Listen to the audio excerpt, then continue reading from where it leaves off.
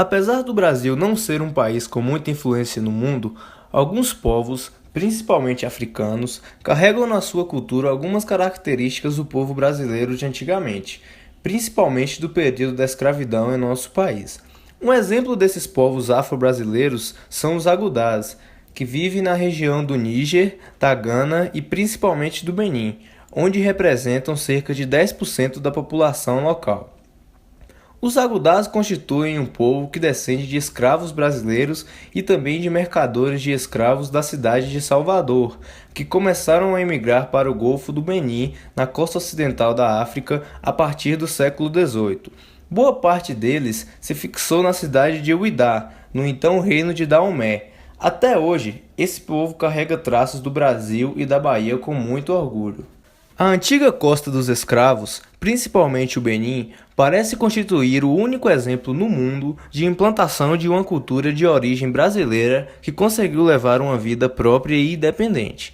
Isso porque a presença dos brasileiros nessa região foi muito forte entre os séculos XVIII e XIX, e poderíamos chamar essa ligação de colonização informal. Foi principalmente por intermédio dos brasileiros que essa região teve acesso a bens manufaturados como as armas de fogo e a uma língua de expressão universal, para citarmos alguns exemplos. Sede do antigo reino Adjadjad chamava-se Ogbonu, ou ainda Adjacê, nome dado pelos Yorubás, muito numerosos na cidade. Foi em 1745 que Ecaristes Campos, português estabelecido no Brasil, descobriu essa cidade que oferecia então novas possibilidades para o comércio de escravos com a Bahia, chamando-a simplesmente de Porto Novo. Esse nome agradou ao rei, que o adotou. Alguns anos mais tarde, o brasileiro João de Oliveira, escravo liberto no Brasil, estabeleceu-se na cidade para fazer o tráfico de escravos, colocando o reino Ádia em ligação permanente com a Bahia.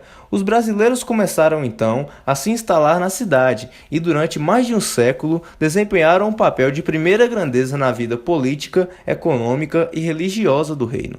Foi assim que Porto Novo, também conhecida como o Sonho Brasileiro, se transformou no exemplo atual mais marcante da contribuição cultural dos antigos escravos retornados, uma vez que ali está o mais importante patrimônio da arquitetura brasileira no Benin. Os ex-escravos valorizaram sua estadia no Brasil, único ponto comum a todos eles, porque eram das mais diferentes localidades e pertenciam a grupos étnicos diferentes. Assim, pode-se dizer que a escravatura foi tomada como o ponto de partida para uma nova vida, como se ela fosse miticamente escolhida como a nova origem comum. Desta forma, a cultura adquirida no Brasil e carregada até os países da costa ocidental da África é que comanda o processo da criação de uma nova estrutura social e religiosa. A língua portuguesa e a religião católica, trazida das Américas, são utilizadas para compor a nova identidade coletiva, que é, na verdade, a identidade dos brasileiros já estabelecidos na região.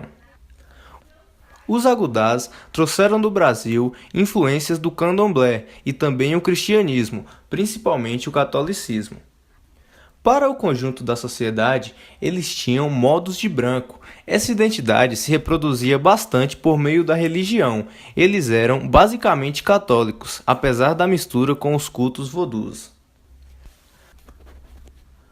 A hierarquia católica no Benin consiste na Arquidiocese de Cotonou e do Paracu. Existem 440 padres e 900 homens e mulheres nas ordens religiosas. Outros grupos cristãos que também influenciaram a religião no Benin incluem batistas, metodistas, Assembleia de Deus, pentecostais, adventistas do sétimo dia, a Igreja de Jesus Cristo dos Santos dos Últimos Dias, conhecidos mormons, Testemunhas de Jeová, Igreja Celestial de Cristo, Rosa Cruz e a Igreja da Unificação. Apesar da grande influência cristã, religião predominante dos agudás e do Benin, a maioria dos cristãos também praticam tradicionais crenças religiosas locais, como o Vodun, que abordaremos a seguir. Um dos significados da palavra Vodun na linguagem Fon é divindade, além de ser o nome de uma das mais influentes religiões praticadas pelos agudás. Existe uma correlação forte entre os deuses voduns e os deuses do candomblé brasileiro, apesar de existirem diferenças nos nomes dos mesmos. Por exemplo, o Legba do Vodun é equivalente ao Exu dos candomblés, assim como o Eviosô Vodun é o mesmo que o nosso Xangô.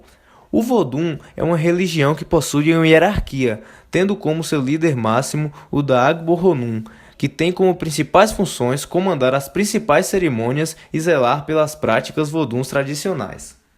Um local importante para o Vodun é a Floresta Sagrada, localizada na cidade histórica de Uidá.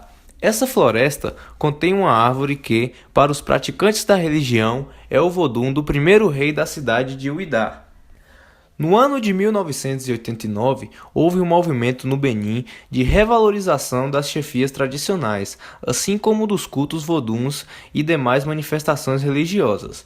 O Festival da Celebração da Arte e da Cultura Vodun, conhecido como o IDA 92, e a instituição de um Dia Nacional do Culto Vodun são exemplos importantes desse processo.